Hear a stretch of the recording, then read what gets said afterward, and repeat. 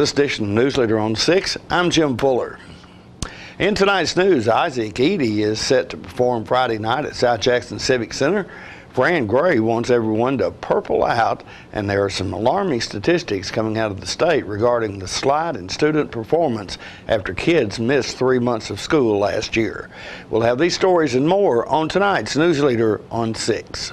When your family suffers the loss of a loved one, the caring and compassionate staff at Tullahoma Funeral Home and Coffee County Funeral Chapel are standing by to assist you in every way possible. We are proud to support local industry and offer only Batesville caskets. Many funeral homes don't own or operate a crematory. We utilize the only crematory in Coffee County. Your loved one never leaves Coffee County. We can accommodate any need and any budget. Consider our complete pre-need service to remove this burden from your family during their time of grief. Lock in today's low costs and protect from inflation. Tullahoma Funeral Home and Coffee County Funeral Chapel. Our family caring for your family.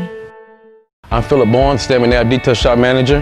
Here are a few things our customers have to say about our service. What I love most about the Stem & Nab Detail Shop is there's someone local that I can trust to pick up my car, have it cleaned, and deliver it back to me in showroom condition. What really amazed me is when he opened the hood and looked like he had taken the old engine out and put a new engine inside. We have several different packages and individual services to get your vehicle looking like new again. We're located just behind Stem & Nab Chevrolet dealership. Call today, schedule an appointment, and see what the difference our detail can make. I'm meteorologist Leland Statham from the News Channel 5 Weather Center. Look to Jim Fuller and crew for local news night here on Channel 6. Welcome back. Our top story tonight is local musician Isaac Eady, who is returning from New Orleans for a free show at South Jackson Civic Center Friday night at 7 p.m. Philip Scoggins interviewed him yesterday about the show. So I'm Isaac Eady, and I'm born and raised right here in Tullahoma, Tennessee. How long has it been since you played a show in Tullahoma? Oh, let's see. It has probably been, it's been years. I used to come down with this band out of Florida called Hotel Oscar. And that was me along with the guy from Winchester. So we would always have a big local crowd come out to those shows. But I think that's been since 2014, maybe. Okay. So it's been some time. Okay, so you're located down in New Orleans now, is that right? Yeah, I moved there in 2016. Well, there's definitely a lot of great music that happens down there. Is there much going on during 2020? Oh, not so much at all, actually. It's like everything's been shut down, and musicians are having to find different ways to make it work. Just been a real challenge, but it's opened up some doors in a way, you know, because it's shifted our minds more towards recording and less playing live, which is equally as important. But I definitely miss playing live, and it'd be great to do this, you know, Friday night. Yeah, and so speaking of recording, you got a new album out, right? Absolutely. Can you tell me a little about it? The debut album, No Turning Back. It has been a very long time in the works, and it was made with a lot of love. My uncles are on it, and some of my favorite musicians from New Orleans are all, you know, playing their hearts out. So I just can't wait to share it. Okay, so so the band, are you bringing the band with you, or is this local musicians that you're playing with? The band, I'm bringing my uncles from Nashville, so kind of local. Tim, Pinky, and Teron Hamilton, and as well as my auntie Beth Hamilton. And Ashley Brooks from Winchester is going to sing with us. And I've got my buddy Caleb Turkowska from New Orleans coming with me, and he's playing guitar. Okay, great. So how long have you been in town prepping for this? I got here on Sunday.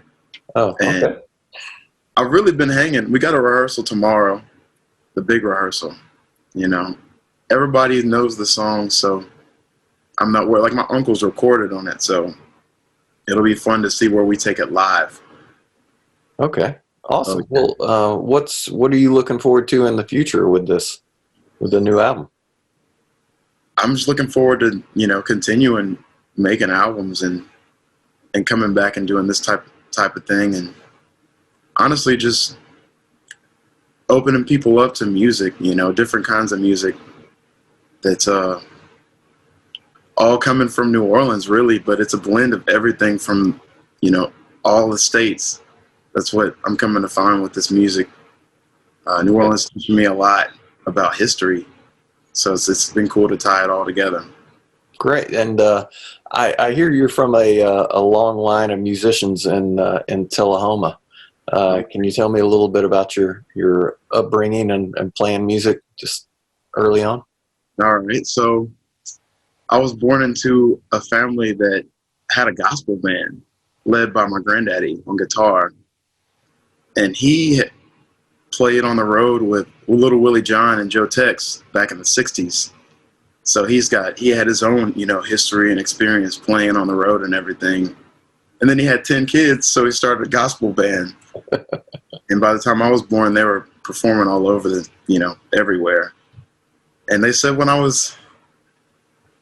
was always beating around, but by the time I was 2, I walked up to the kid and started playing.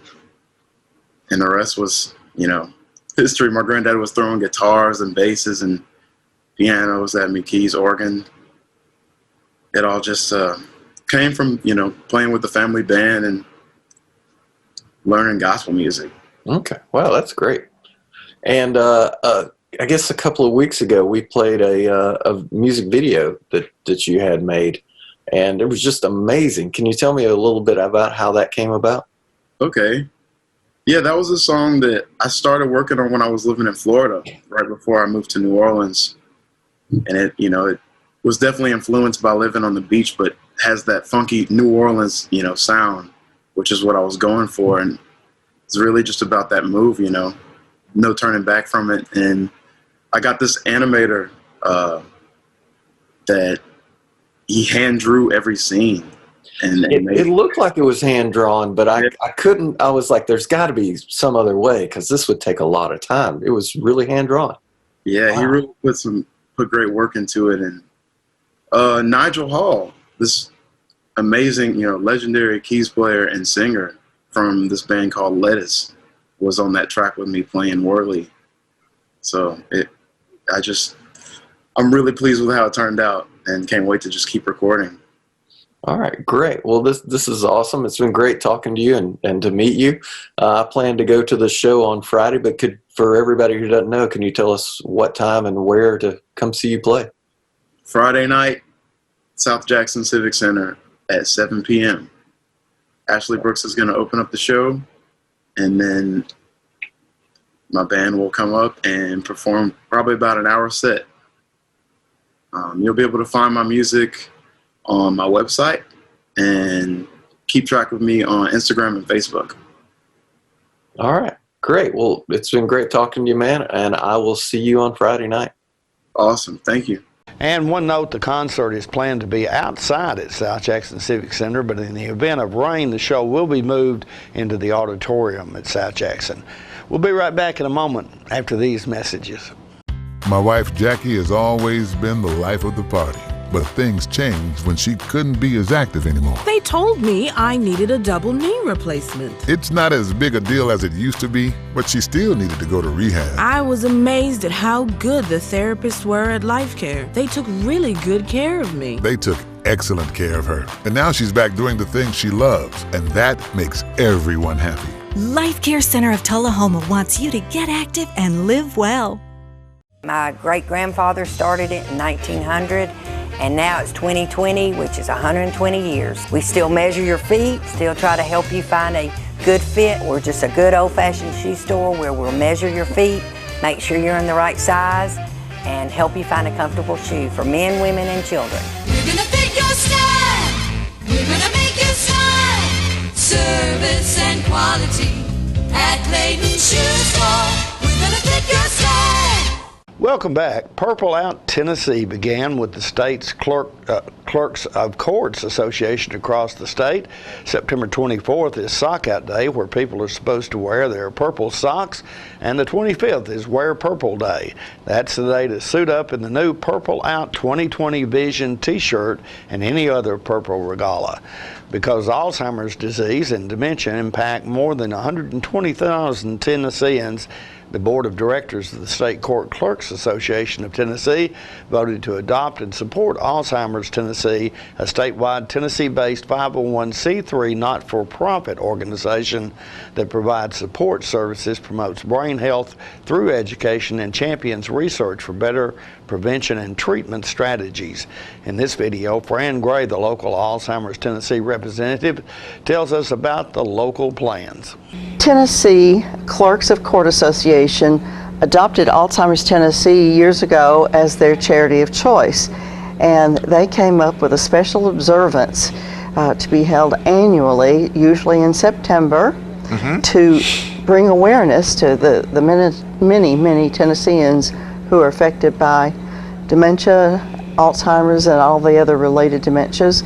And so they created Purple Out, and of course we partner with them and thank them for their support. In Coffee County, we have Heather Hines Duncan as our Coffee County Circuit Court Clerk, and she is active with this group. We have Robert Baggett has been the president this year of the Middle Tennessee group of court clerks, and Purple Out is a special time to wear purple and have fun with it.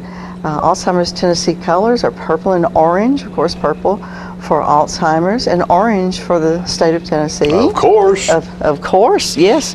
And so this year we have a new model sock, as you mentioned. This is our new sock with the stars on it. These socks are available at our office. We also have another new model. It's a plaid, and it has purple and orange and gray. A really nice looking sock. That's almost like a tartan in a way, isn't it? It is indeed. And these socks are fun to wear. They're just $8 a pair, and we encourage people to buy them and wear them on Sock Out Day. Now, we are observing Sock Out, and we want to thank our new mayor, Ray Noes, for proclaiming Purple Out for Tennesseans and especially Tullahomans on September 23rd, 24th, and 25th. On the 24th, we do say Sock Out Alzheimer's, and we encourage people to wear socks that say Alzheimer's Tennessee. There you go. Take a picture and put it on their Facebook page and send it to our Facebook page, because we want to show that many people are supportive of the cause. We do want to make Alzheimer's a memory. We keep striving in research and in care for people. You know, John, during this COVID time, we have been challenged to bring the support that many families need here in the Tullahoma area. And we have joined with the other regions in Tennessee in providing a weekly support group for family care partners. That's every week. We have a Zoom call now. It was first just a conference call. Now it's a Zoom call. People can go on Zoom or just stay on the phone and be part of a discussion every week. And then we also have our Memory Cafe, which is happening every week, and that is a time for persons who have received a diagnosis of Alzheimer's or some other dementia. They may have mild cognitive impairment, and that group meets weekly on the phone or Zoom to discuss the issues they face with a new diagnosis and how they are adjusting and realigning their lives to have good lives, even living with a diagnosis such as mild cognitive impairment or Alzheimer's disease. So we want to encourage folks to take advantage of these services. They can find out more by calling our office here in Tullahoma at 931-434-2348 or by going to our website, which is www.alz and then Tennessee spelled out.org. Our office is located at 309 North Jackson Street, the Shahan Building. It's known by some. We're in the first office on the left when you come in, and we do have these socks available. Would love to sell everyone a pair to wear on Sock Out Day. Also on Friday the 25th, it's Purple Out Day, and we encourage people to wear purple, to decorate their front door, their mailbox, just to enjoy purple and go purple out. More news is coming up right after this. It's not invoice. It's not MSRP. It's not Christmas Day, although it may feel like it. It's the lowest prices in Middle Tennessee, period. Get to Stan McNabb Chrysler Dodge Jeep Ram or Stan McNabb Chevrolet Buick GMC Cadillac before these prices are gone forever. All right, the cat's out of the bag at Carroll Street Liquor in Tullahoma. Now you know where to go if you're planning a get-together and want the ideal wine or spirit. Party planning can be stressful, but at Carroll Street Liquor you'll find everything you need. Mixers, gift sets, and all of your favorite spirit brands. So if you're feeling the pressure to pull off the ideal party, come to Carroll Street Liquor and select among the seemingly endless supply of wines, spirits, gift sets, and more. Your perfect party, it's in the bag with Carroll Street Liquors. Welcome back. Johnny Hill recently spoke with John Gray about the second annual Lynchburg Music Festival coming up in just a couple of weeks. This year we're seeing something a little bit different, and that's a lot more outside of just local market coming to this thing. We are one of the only music festivals happening in the Southeast region this whole year, and with that we've seen an increase in ticket sales. We are practicing a lot of safe practices, if you will, social distancing, mask required in certain areas, things like that. But yeah, we made a lot of improvements coming this year. We take people's safety and health, to an utmost priority, but also know that people need to get out and have fun, right? People need to have the ability to get out, enjoy themselves, and actually get to live a little bit. And so this year we've moved the venue is different. We moved to private property. Where is that, Johnny? Yeah, so we're going to be on Louse Creek Road on south side of the county. If you're going towards Fayetteville, you basically just get off the main highway there, and then boom, you're at the venue. Yeah, so it's really easy to access. So you're up at the top of the hill there where the Ironworks is? Yeah, yes, very close to it. Yes, sir. Now that's whose Ironworks is that? I forget what his name is. I forget too. Mulberry. Yeah, that's right there in Mulberry. It's right at the top of the hill right there. Is that where you turn? But before you get there, you're going to turn. So yeah, once you've seen the Jack Daniel's warehouses, you're basically there. Right. Okay. But yeah, we've added a lot of artists this year. Of course, the talent levels have increased. Right, we've got 3 stages playing this year. We've added a day, so we've got 3 days now. We're Friday night from 4 to 11, and then Saturday and Sunday 11 to 11. So that gives us a little bit more time to play. More camping on site, and this year we have beer sales this year. We didn't have that last year. Yeah, so Miller Lite, Blue Moon, Cherokee Distributing, they're playing a big part in this year. So from the local market here, we've got them involved, which we're excited about. So yeah.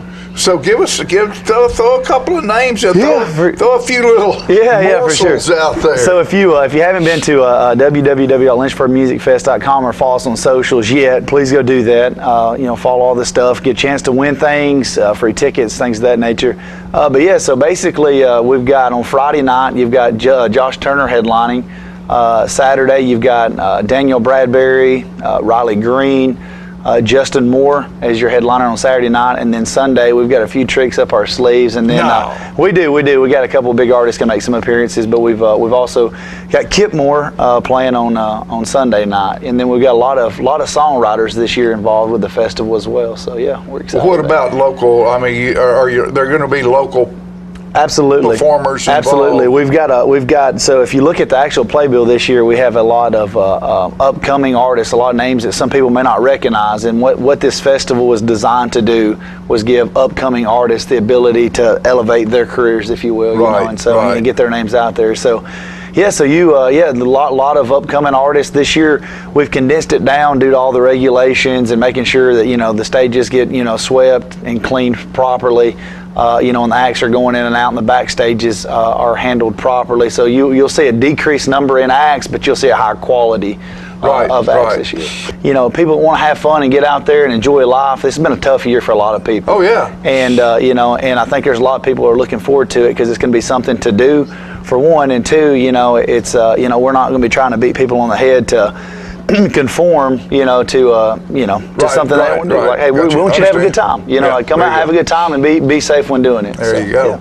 We'll be right back after these commercial messages. Here at Manchester Funeral Home, we know the importance of living and working in our local community because it's those families who we serve during their time of need honorably. We believe in supporting local business and offer only 100% Batesville caskets, the best in the industry and a driver of our local economy. If you want straightforward and fair pricing while working with the people you know, choose Manchester Funeral Home, serving your community since 1932. And pre-planning and pre-funding can be the best gift you ever leave your loved ones. Call us to pre-arrange. Manchester Funeral Home. Our family, caring for your family since 1932. Hello everyone, Governor Bill Lee. The 2020 census is underway and more than 60% of Tennesseans have already been counted. I want to encourage every household that hasn't yet responded to the census to do so now. An accurate census will bring more of our federal tax dollars back to Tennessee communities to support services that we all like health care, education, roads, and so much more. Log on to 2020census.gov to answer some simple questions about the people living in your home. You can also respond by phone or mail in your questionnaire.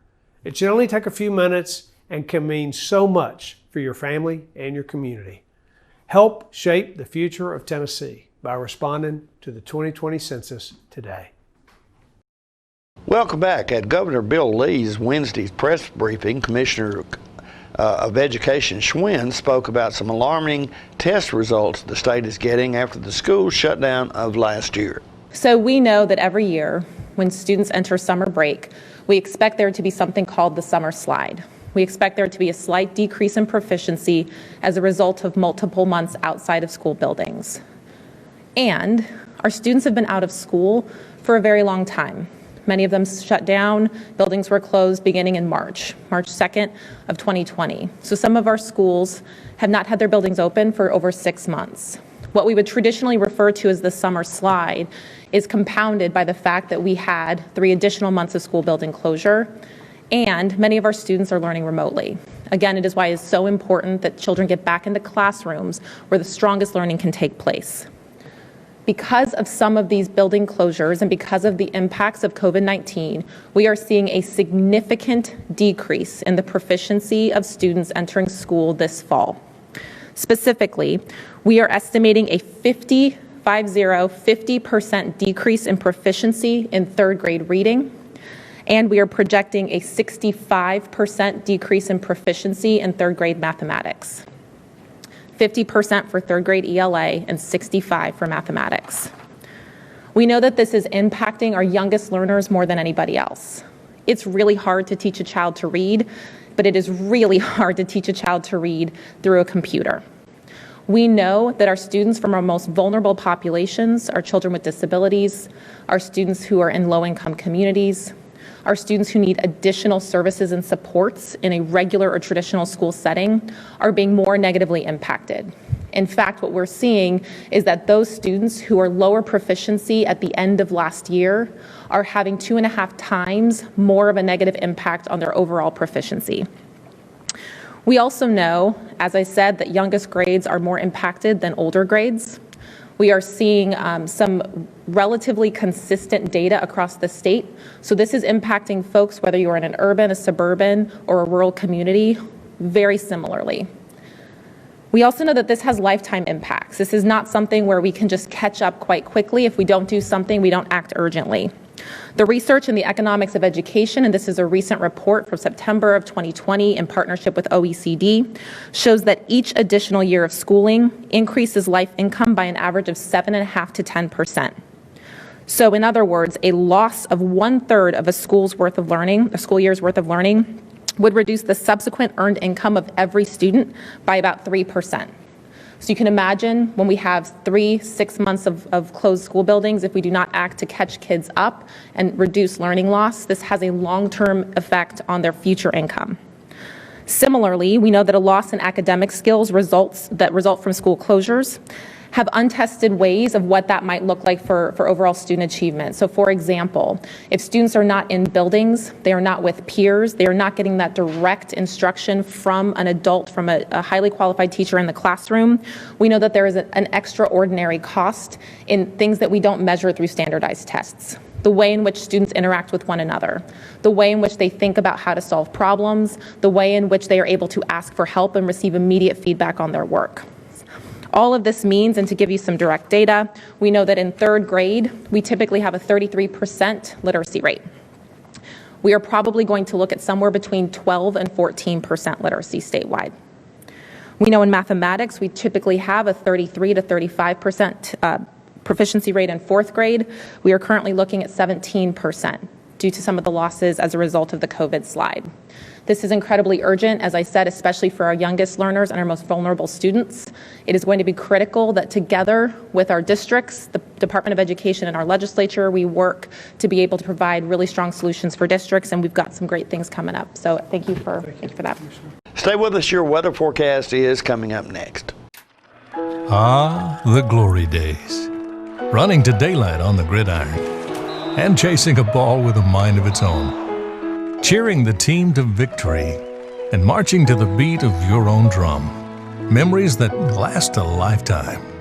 But sometimes we're reminded of our glory days in ways we'd rather forget. Get back in the game. The rehab team at Life Care Center of Tullahoma is ready to help you live and play well. We're losing it, Doctor. Not on my shift. Quickly, brush. Roller. What a transformation. It's gonna be okay. Okay, nothing. At Paintworks of Tullahoma, we specialize in domestic emergencies with Martin Senior Paints. You can be the paint doctor too when you treat your home with Martin Senior interior and exterior finishes. Doctor, we've got another one. Got you covered. Paintworks of Tullahoma. Come see the paint doctor, Stat. Welcome back. We'll take a look at your weather forecast at this time, starting with your weather history on this day. Our record high was in 2007 at 92 degrees. The record low was in 1983 at 35 degrees. Average high on this day is 78 and the average low is 35. Rain in the forecast for tonight with a low of 61. Rain continues in the forecast for Friday with a high of 72 and a low of 61, and partly cloudy weather expected on Saturday with a high of 78 and a low of 59. And that's our News Leader report for this evening. We invite you to join us each Tuesday, Thursday, and Saturday at 6, 8, and 10 for News Leader on 6. You have a good evening.